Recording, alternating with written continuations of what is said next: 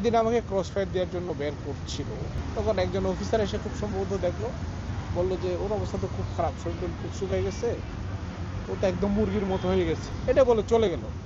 তখন ওখানে ডিউটি করে এক অফিসার এসে আমাকে বললো, তুই তো আজকে বেঁচে গেছিস, আল্লাহ তোর বাঁচাই দিচ্ছে। খুব খারাপ লাগতো, আমি তো এখনো বেঁচে আছি, আমার পরিবার হয়তো জানে না। কিন্তু আওয়ামী সরকার এত বেশি ওরা ভয়ানক ছিল, যখন 3 তারিখ সকালে যখন এটা করলো, সকালে করার পরে যখন অনেক রাত হলো, আমাকে নিয়ে লাস্টবার জিজ্ঞেস করলো, তুমি কি চাও, কি করতে চাও, তোমার শেষ ইচ্ছে কি? তখন বললো, আমার শেষ ইচ্ছে তো আমার মা আছে, তখনও তো আমি বিয়ে টিয়ে করি নাই, তো আমার মাকে একটু দেখতে দিবে। হ্যাঁ, এগুলো বলার পর ওরা আমাকে ইয়ে করলো,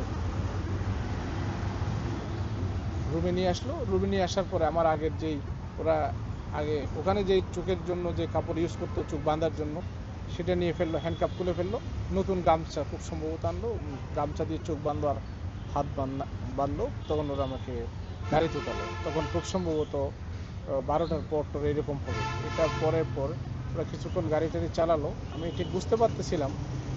গাড়ি চালানোর পর ওরা আমাকে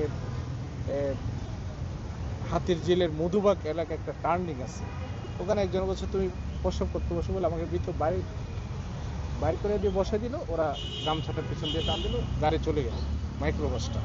তখন আমি ঠিক দেখতে পাচ্ছিলাম না, আমার চোখে সব কিছু ঝাপসা লাগছিল, মানে অনেকদিন তো চোখ বন্ধ ছিল। ঠিক সেখান থেকে আমি একটা সিএনজি আসলো, ওই সিএনজিতে উঠলাম, সিএনজিতে উঠে আমি নিকেতনে আসলাম চৌধুরীর বাসা ছিল, হ্যাঁ, ওনার বাসায় গেলাম। এভাবে আমি মুক্তিটা পেলাম। যখন সকাল হওয়ার আগে আমরা ঘুম থেকে উঠে যেতাম, যারা মূলত এখানে ছিল, আশেপাশে আরও কিছু লোকজন ছিল, সেটা বোঝা যাচ্ছে। আজানের পাশে মসজিদ ছিল, আজান দিত, ঘুম থেকে উঠে যেতাম। আবার তখন যারা ডিউটি করতো এক সদস্য, ওরাও এই উঠো উঠো, ঘুম থেকে উঠো। তখন ফজরের নামাজ পড়লাম, নামাজ পড়ে কিছুক্ষণ ঘুমাতাম, পর ওরা আবার সকালের খাবার নিয়ে আসতো। টানা সপ্তমবারের মতো বেস্ট টিস্যু পেপার ব্র্যান্ড হিসেবে স্বীকৃতি পেয়েছে বসুন্ধরা টিস্যু। তো তখন এটা দিত, এটা খাওয়ার পর আবার ঘুমাইতাম। হ্যাঁ, ঘুম থেকে উঠার পরে হয়তো বসতাম, দোয়া দরুদ করতাম, চিন্তা করতাম কীভাবে মুক্তি হবো। মানে সময় তো কোনোভাবেই কাটে না। সকাল হলে চিন্তা করতাম কখন জোহর হবে, জোহর আজানটা হবে, নামাজটা পড়বো। জোহর হলে চিন্তা করতাম কখন আসর হবে, আসর হওয়ার পরে মাগরিব হবে। এরকম প্রতিক্ষণ সময়, কিন্তু বাইরের কোনো আলো দেখা যেত না, সবসময় লাইট জ্বালায় রাখতো। বাট আজানের সময় আমরা বুঝতে পারতাম যেটা কখন কোন সময়ের আজান, যেহেতু আমরা ফজরের নামাজ পড়তাম, এরপর থেকে কাউন্ট করতাম, এরপরে কোনটা হবে, এইভাবেই বুঝতাম। মার জন্য তো খুব খারাপ লাগতো, মানে আমি চিন্তা করতাম ওরা তো হয়তো মনে করছে আমাকে হয়তো মেরে ফেলছে, আমি মরে গেছি, এরকম হয়তো চিন্তা করতাম। খুব খারাপ লাগতো, আমি তো এখনো বেঁচে আছি, আমার পরিবার হয়তো জানে না।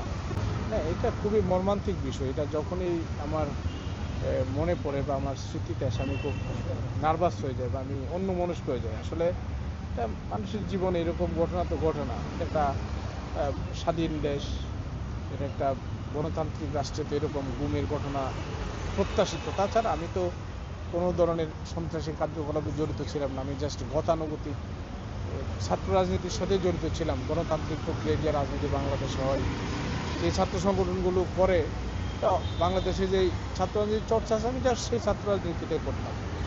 কিন্তু আওয়ামী সরকার এত বেশি ওরা ভয়ানক ছিল, ওরা বিরোধী মতের কাউকে সহ্য করতো না। তাদের বিরুদ্ধে কোনো কথা বললে, কোনো কাজ করলে, তখন তো তারা এই কাজগুলো গুম খুনের মতো ঘটনা ঘটেছে। ফর্চুনেটলি আমি হয়তো এখনও বেঁচে আছি, অনেকে তো এখনও নাই দুনিয়াতে, অনেকে খুঁজে পাওয়া যায় নাই, অনেকে ক্রস ফায়ার দিয়ে দিয়েছে। একদিন আমাকে ক্রস ফায়ার দেওয়ার জন্য বের করছিল, আমি যতটুকু জানি। সেদিন ডিসেম্বরের 25 তারিখের পরে, লাস্টের দিকে খুব সম্ভবত, আমি তখন বের হওয়ার পরে পেপার দেখলাম কিছু লোককে ডিসেম্বরের লাস্টের দিকে ক্রস ফায়ার দেওয়া হয়েছে। তো অনেকগুলো তো কয়েকজনকে বের করছে, আমাকেও বের করছে। শাহিন যাওয়ার পর আমাকে যে ছোটো রুমটাতে, ওখান থেকে বের করলো। তখন একজন অফিসার এসে খুব সম্ভবত দেখলো, বললো যে ওর অবস্থা তো খুব খারাপ, শরীর খুব শুকিয়ে গেছে, ও তো একদম মুরগির মতো হয়ে গেছে, এটা বলে চলে গেল। আবার দেখে আমাকে রুমে ঢুকে দিচ্ছে। তখন ওখানে ডিউটি করে এক অফিসার এসে আমাকে বললো যে তুই তো আজকে বেঁচে গেছিস, আল্লাহ তোর বাঁচাই দিচ্ছে। এই ঘটনাটা আসলে আমার বলা হয় নাই অন্যান্য সাক্ষাৎকার, যেটা আমার এখন মনে পড়লো আর কি। হ্যাঁ, এটা ছিল খুব পরে বুঝতে পারলাম যে আসলে এখানে ক্রস ফায়ার ছিল।